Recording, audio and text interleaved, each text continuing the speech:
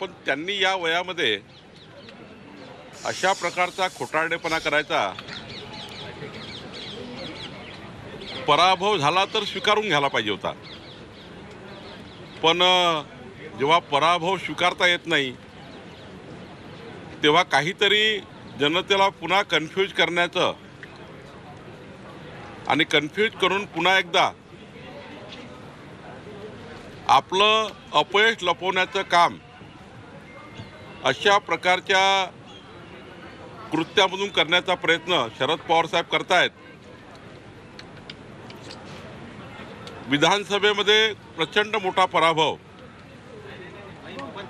जनतेने नाकारलं आणि म्हणून आता येणाऱ्या स्थानिक स्वराज्य संस्थाच्या निवडणुकीमध्ये पराभवाची भीती आणि मग यामधून जनतेला कन्फ्यूज करून आपल्या स्थानिक स्वराज्य संस्थेमध्ये पुन्हा आपली जमानत वाचवण्याकरता शरद पवार साहेब धडपड करतायत. आणि मार्कडवाडीमध्ये आलेले लोक कोण आहेत? पवार साहेबांचे कार्यकर्ते आहेत. जनता कुठे आहे? जनतेने तर विधानसभेला दाखवून दिलं की लोकसभेचा खोटारडेपणा जो होता तो जनतेने नाकारला आणि विधानसभेला जनतेने आम्हाला भरभरून मतं दिले आहेत. मग एवढंच आहे तर मार्कडवाडीमध्ये यापूर्वी ज्या ज्या निवडणुकीमध्ये EVMवर मतदान झालं त्या मतदाराची आकडेवारी जर बघितली तेव्हा का आक्षेप घेतले नाही? मार्कडवाडीमध्ये एकदाच मतदान थोडी झालं आहे, अनेक निवडणुकीत मतदान झालं आहे. मग स्थानिक स्वराज्य संस्थात EVMवर झाला आहे, त्यानंतर विधानसभेत EVMवर मतदान झालं आहे, मशीनवर मतदान झालं आहे, त्यानंतर विधानसभेत झाला आहे, लोकसभेत झाला आहे, अनेक लोकसभेत अनेक विधानसभेत मतदान झालं आहे. तेव्हा आक्षेप घेतला नाही. पण जाणून बुजून जाणीवपूर्वक या महाराष्ट्राला पुन्हा एकदा या महाराष्ट्रामध्ये आपल्या या EVMवर मशीनवर दोष देऊन पुन्हा एकदा आपलं अपयश लपवण्याचं पाप पवारसाहेब करतायत. मला वाटतं जनतेला सारं समजलं आहे. किती नौटंकी केली राहुल गांधींनी केली, पवारसाहेबांनी केली किंवा अजून त्यांच्या महाविकास आघाडीच्या नेत्यांनी केली. महाराष्ट्र नौटंकीला कंटाळला आहे. महाराष्ट्र विकासाच्या बाजूने आहे. महाराष्ट्राला महायुतीकडनं अपेक्षा आहे आणि महायुतीचं सरकार देवेंद्रजींच्या नेतृत्वामध्ये या महाराष्ट्राला प्रचंड ताकदवान आणि महाराष्ट्र हा देशातला क्रमांक 1चे राज्य करण्याकरता आम्ही काम करणार आहोत. सर, उत्तम जानकर म्हणतायत की मी राजीनामा देतो, बॅलेट पेपरवर तुम्ही मतदान घ्या, त्यासाठी मी तयार आहे. असं आहे, हा खोटारडेपणा आहे. महामानव डॉक्टर बाबासाहेब आंबेडकरांच्या संविधानाचा अपमान आहे. निवडणुकीमध्ये खरं तर आता लोकसभेचे 31 खासदार निवडून आले महाविकास आघाडीचे. मग ते महाविकास आघाडीचे 31ही खासदार त्यांनी राजीनामे दिले पाहिजे ना. तुम्ही खोटारडेपणा करण्याकरता त्या ठिकाणी अशा प्रकारचे उद्योग सुरू केले.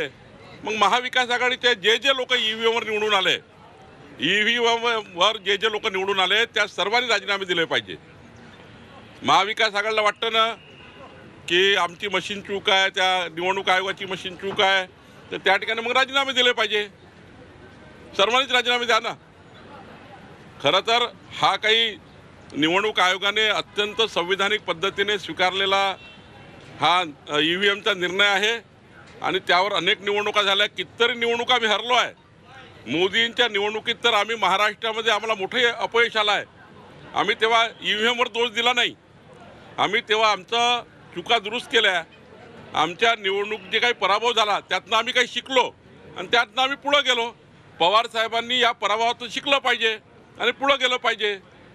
खोटेपणा किती कराल तुम्ही आणि या वयात किती खोटेपणा कराल असं मला वाटतं. सर, मराठी भाषिकांचा महामेळावा होणार आहे बेळगावात आणि त्या बेळगावातल्या देखिए शरद पवार साहब इन्होंने हार स्वीकार कर लेनी चाहिए. उनका बहुत बड़ा नुकसान ये चुनाव में हुआ. उन्होंने जिस प्रकार से झूठी बातें कही लोकसभा चुनाव में, वो झूठी बातें जनता ने नकार दी और मार्कडवाड़ी में जो पवार साहब गए हैं उनको ये उम्र में इस प्रकार से झूठी बात कहना, उनके उम्र के हिसाब से अच्छा नहीं है। महाराष्ट्र उनका सम्मान करता है और जो बातें वो कहते हैं, अनेक चुनाव मार्केटवाड़ी में हुए हैं, अनेक चुनाव महाराष्ट्र में ईवीएम पर हुए हैं और ऐसे चुनाव को उन्होंने कभी नकारा नहीं। उनके 31 मेंबर ऑफ पार्लियामेंट चुन के आए तब उन्होंने कुछ बोला नहीं। अब रेसिग्नेशन की बात कर रहे, कर लीजिए ना, सारे मेंबर ऑफ पार्लियामेंट महाविकास आघाड़ी के सारे उनके विधायक कर ले।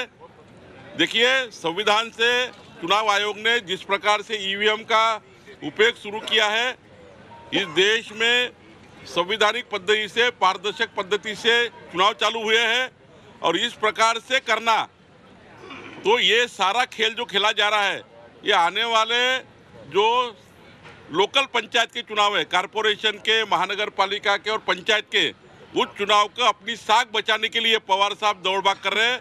उनको मालूम है कि जिस प्रकार से नकारा गया शरद पवार जी को और महाविकास आघाड़ी को, आने वाले चुनाव में महाविकास आघाड़ी परास्त होने वाली है, जमानत भी नहीं बचेगी, ऐसा होने वाला है, इसलिए दौड़ भाग कर रहे हैं। लातूर में किसानों की जमीन पर वक्फ ने दावा किया, इंपॉर्टेंट सर, लातूर में 103 किसानों की जमीन पर वक्फ बोर्ड ने दावा कर दिया, कह रहे कि हमारी जमीन है, निजामों ने हमें जो है जमीन दी थी मस्जिद से। देखिए, वक्फ बोर्ड ने बहुत बदमाशी की है।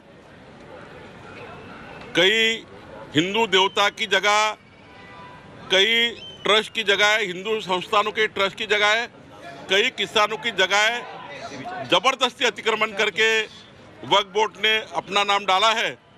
पूरा इसका